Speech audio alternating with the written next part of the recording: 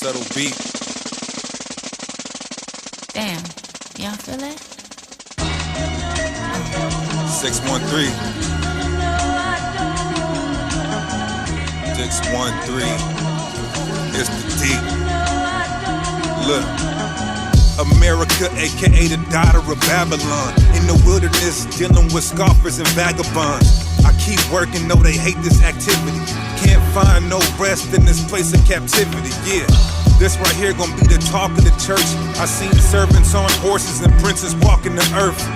Meant to be kings, but we living like peasants. Yahweh, Yahweh shy, I gotta give them my reverence. So yo, I send praise even if I'm engraved, enslaved, in caves, suffering tribulation 10 days.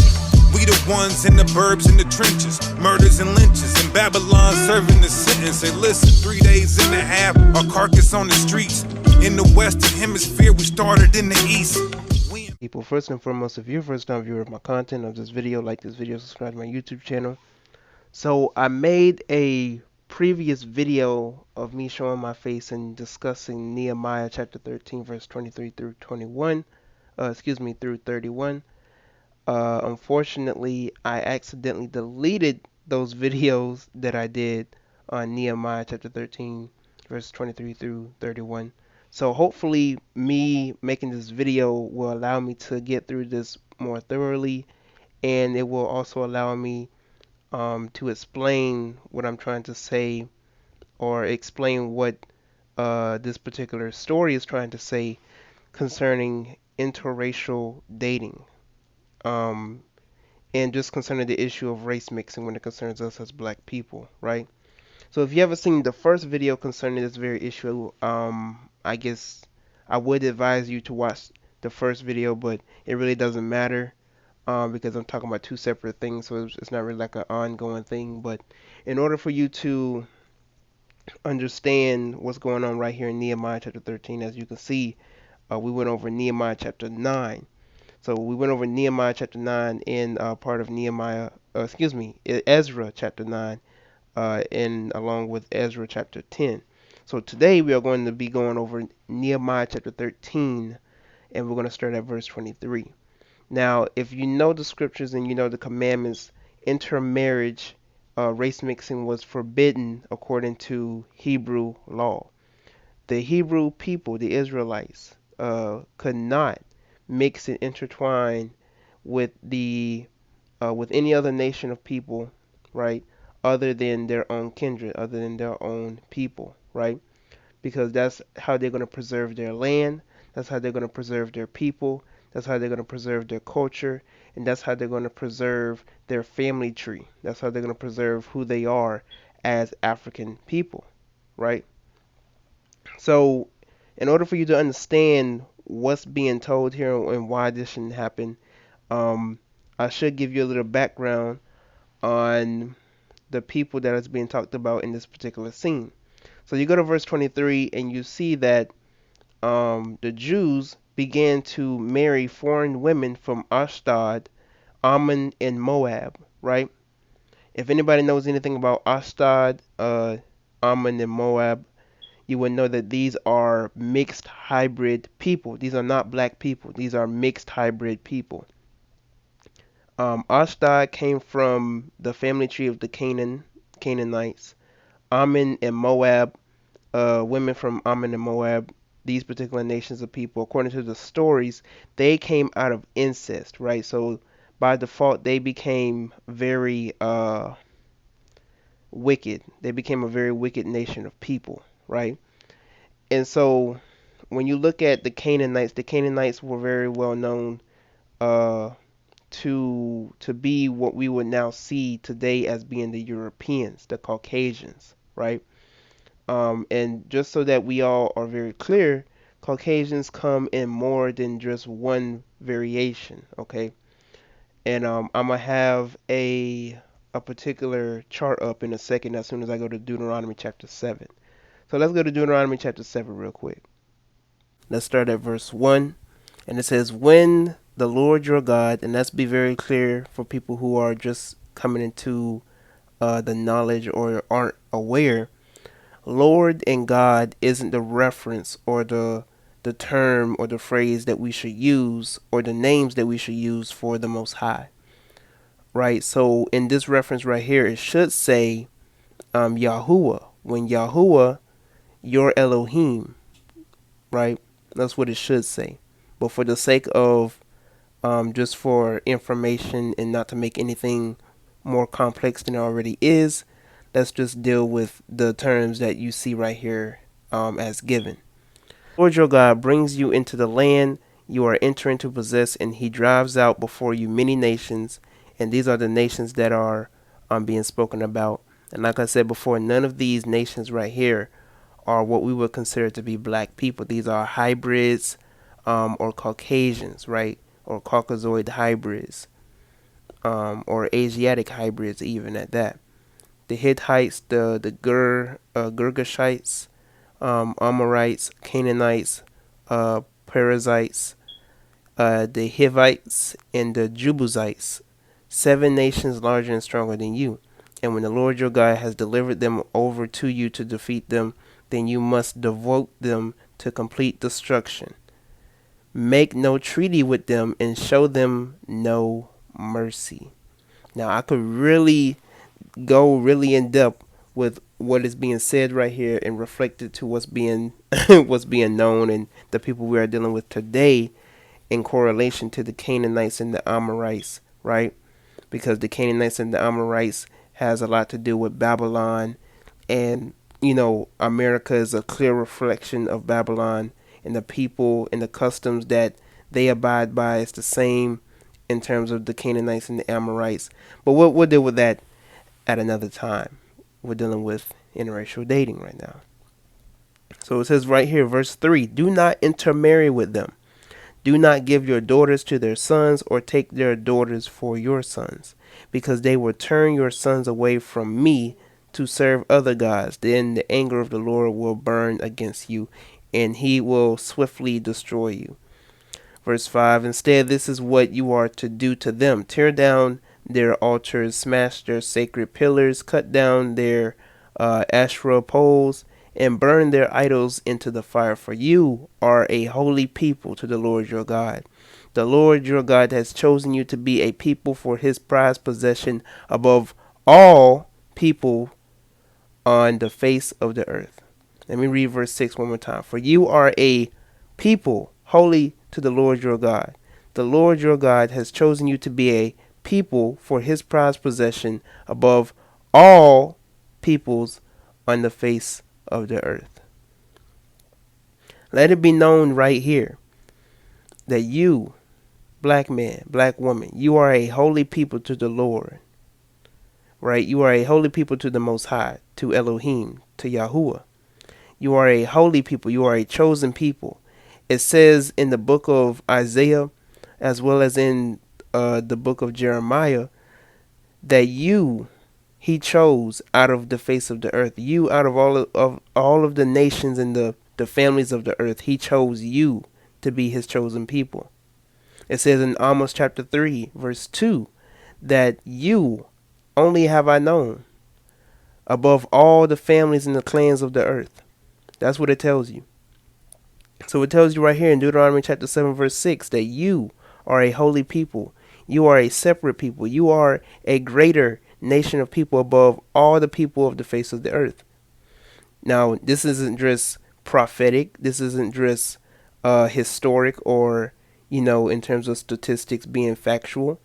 But this shows biologically that we are a holy people and that we are above all people upon the face of the earth. Right? So because we are a holy people, because we are a chosen generation of people, because we are a prized possession before the Most High, this is why we shouldn't intermarry or mingle or swirl with any other race or nation of people. Because we are a prized possession. We are a chosen people. We have rich heritage. We have a rich culture. We are a holy people. Everything about us is unique and divine. Why would we give up our divinity? Why would we give up who we are as African people and give our heritage, our divinity, who we are as nine ether beings? Why would we give up our divinity and our inheritance to another nation of people, right? Why would we give that up? It tells you right here. He tells you specifically, plain as day, for you not to intermarry with them. Do not give your daughters to their sons, or take their daughters for your sons, because they will turn your sons and daughters away from following me to serve other gods. Now, when we're talking about other gods, we're not just talking about other religions. We're talking about certain practices. There are many things that we, as black people within America, we do not practice the same in terms of, well, excuse me, let me put it like this. When it comes to white people, when it comes to non-black people, they do not practice the same traditions and customs as we do as black people. When it comes to worshiping the Most High and giving praise to the Most High, right? There are certain things that they do, certain things that they practice, certain things that they abide by that goes completely against who we are as black people in terms of our nature. So this is what it's talking about when it says that they will turn your sons and daughters away from me, right? They will turn their sons and daughters away from the truth, from being holy, from being divine, from being a consecrated set of people. And so in the next video, when I want to talk about Samson and Solomon, I'm going to break down the whole perception behind the love is love issue, because a lot of people will listen to this and tell you, well, God is love, and love is this, and love is that, and love has no labels, and you can love whoever you want, and you can't help who you love. This is all a deception given to you by Babylon, because you have been deceived to believe that certain quote-unquote love that you have within you for lust, because that's what you have for another person. You have lust, and you have deceived yourself into believing that lust that you have for that other person is love, and that's not love at all. The scriptures tell you, and the commandments tell you, to love your neighbor, to love your brother or your sister as yourself. You cannot love yourself as a black man or a black woman, and you are procreating with somebody who does not reflect you. For one, who does not reflect you. For two, y'all are not a part of the same nation of people. You are not a part of the same race of people. The Most High set boundaries between nations of people. It tells you this plain as day in Deuteronomy chapter 32, verse 7 and 8. It tells you to remember the days of the old. Remember what your ancestors have been through. We went through this in a couple of my videos. If I'm not mistaken, I went through this in the first video concerning self-preservation in the Bible. I went through that in that particular video. To remember the things that your ancestors have been through. And for us as black people, we are to preserve that which our ancestors have gave to us. It also tells you in the book of Proverbs that a good man passes down inheritance to his grandchildren. You cannot pass down inheritance. You cannot pass down culture and heritage to your children, and your children do not reflect you. Because if you procreate, you as a black man, if you procreate with a non-black woman, your children won't reflect you. There'll be a mutated version of you. There'll be a hybrid version of you, and we're about to see that in a second right here. Let's go back to Nehemiah, right, and let's go and start reading. So it says right here, in those days, the Israelite men, the men of Israel, started to marry strange women from Ashdod, Ammon, and Moab. Half of their children spoke the language of Ashdod or the other people, but could not speak the language of Judah. So it tells you that there is a disconnection with the Israelite, the Hebrew culture of their children, with their children. It's telling you right here that when these men of Israel begin to marry and mingle and create families with these non-black women, that their children, that half of their children, it tells you half of their children spoke the language of Ashdod and of the other people, but they could not speak the language of Judah, right? In verse 25 it says, I rebuked them and I called down curses on them, and I beat some of these men and pulled out their hair. So it tells you right here, the prophet Nehemiah was outraged. He was outraged with the what he saw when he saw that his brothers were procreating and creating families with these non-black women, with these foreign women.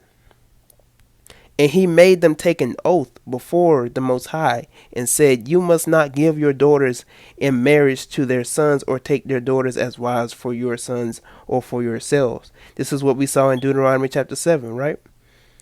Verse 26, "Did not King Solomon of Israel sin in matters like this? This is not, or this was not a king like him among many nations." This was not a king like him among many nations.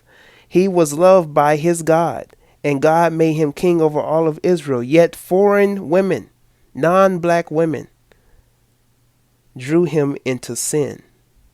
Verse 27, "Why should we now hear that you are too doing all of these terrible evil and acting unfaithful against our God by marrying foreign women?" So it's making it very clear that you are being unfaithful. These men were being unfaithful against the Lord. That these men were being unfaithful. And this was the same oath that was being talked about in Deuteronomy chapter 7. You make an oath to the Most High when you say that you are going to abide by the commandments, right? So a commandment that the Most High gave to his people was for them to stay within their own kindred, to stay within their own nation, their own race of people, to not intertwine and mix and, date outside of their race or marry outside of their race or create babies outside of their race. So it says it plain and clear right here. Why should we now participate in these evil acts and act unfaithfully against our God by marrying foreign women? Verse 28, "Even one of the sons of Jehoiada," I hope I said that right, Jehoiada, son of Eliashib, the high priest, had become a son-in-law to Sanballat the Horonite. Therefore I drove him away from me. Remember them, O my God, because they have defiled the priesthood and the covenant of the priesthood and of the Levites." Verse 30, "Thus I purify the priests and Levites from everything foreign, and I assign specific duties to each of the priests and the Levites." Verse 31, "I also arranged for contributions of wood appointed time for the first fruits. Remember me, O God, with favor." So it's showing you a clear visual, a clear perception, a presentation right here that the prophet Nehemiah, along with what is being considered the norm or the tradition, what is being shown here, even according to scripture and according to the commandments, that it is an abomination against the Most High for us as black men to procreate and give up our holy seed, as it says in as it says in Ezra chapter 9, to give up our holy seed and mix with strange women. It is against the Most High. This isn't hate speech. This isn't speaking hatred or separation or division, right? And even if it was speaking about separation or division, the Most High tells you in scripture that he allows and even condones separation. He tells you plain and clear that he put boundaries. All right. When it's talking about boundaries, that means there's limitations. That means there has to be separation. When you look throughout nature, you don't see mixing against or among other species of people. You just don't see it. You don't see lions mixing with tigers. Okay, that never happens within nature, and that's been scientifically proven. The only time that you see a liger is when these Europeans, these perverted Europeans, have a lion and a tiger trapped up in a cage, and they just have no choice but to mingle. Right? They force them to mingle. It's the same thing with other forms of animals, and that's where you get mules, right? Mules, mutts, so on and so forth, right? So likewise, just as in nature, the first rule within nature is to preserve yourself. The same thing applies to us as the Most High's chosen people, right? If we are better than the birds and the beasts that walk among the earth, right? If we are better than the birds that fly in the sky, if we are better than these particular animals, how much more of the scale is it for us as God's chosen people, the Most High's chosen people, to abide by this particular oath to preserve ourselves? This is all within Scripture. And again, this isn't to teach hate. This has nothing to do with hating you. This has to do with us as black people loving our people, loving ourselves enough to preserve ourselves and to preserve that which we love. I was listening to a Chinese man the other day, and he was talking about when he, as a Chinese man, preserves his race and does stuff for his race. It's not that he hates other races of people, but he puts his people first. Excuse me. He said that he wants to see the Chinese man healthy. So he's going to create hospitals, and he's going to create every type of organization or any type of program that he can create to make sure that the Chinese man is healthy. He said he want to see the Chinese man educated. So he's going to create schools and programs for the Chinese man to be well educated. He said he wants to see the Chinese man with money. So he's going to give the Chinese man job opportunities. Right? And when's the last time you really seen Chinese people date outside of their race? They don't.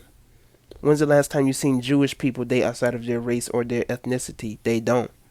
When's the last time you seen Mexican people as a, like, primarily, like, you seen it, like, advertised and propagated of Mexican people or any other race of people date outside of their race? They don't, because they understand self-preservation.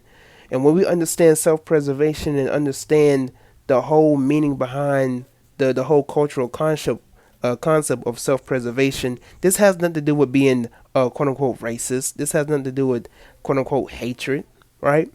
Not to mention that in order for you to be a racist black man or black woman, you would have to have privilege and authority in order to adversely impact the life of another race of people. You do not have the authority or the impact or the privilege to adversely impact the life of another race of people. Unfortunately, you will have ignorant people out here who will believe that because you make a certain statement or because you make a certain opinion about a particular race of people, that equates to the actual people who participate in acts that adversely impacts the lives of races of people. For instance, if I was to say that I find white women unattractive and I love black women, I have heard people tell me that equates to a KKK member who used to lynch and burn black men, women, and children to a stake. I have heard people tell me that I am the black Hitler. Hitler, who burned Jewish people, his own people, in ovens and put them down ditches. That I equate to Hitler because I love black women. Because I might have a particular opinion about white people. Because I may not associate with white people. Now, all of a sudden, they equate that to white people who created these particular boundaries, right? Back in Jim Crow, they created these quote-unquote boundaries. Conclusion, black man, love yourself as the scriptures tell you. Love yourself enough to procreate with the black woman. Black woman, love yourself enough to procreate and create families with the black man. Let this be a lesson. Let this be a lesson learned amongst us as black people, that this has to be a not only just a cultural concept, but this has to be something that is by birthright. This is something that we have to teach to the children in the upcoming generation, that this can't be a preference type of thing. Black men, you should never say that your woman is a preference. She is not a choice. She is by nature your soulmate. She is by nature the person that you are supposed to be within this life. The same thing goes for the black woman. Never in your life should you say that I prefer to date within my race.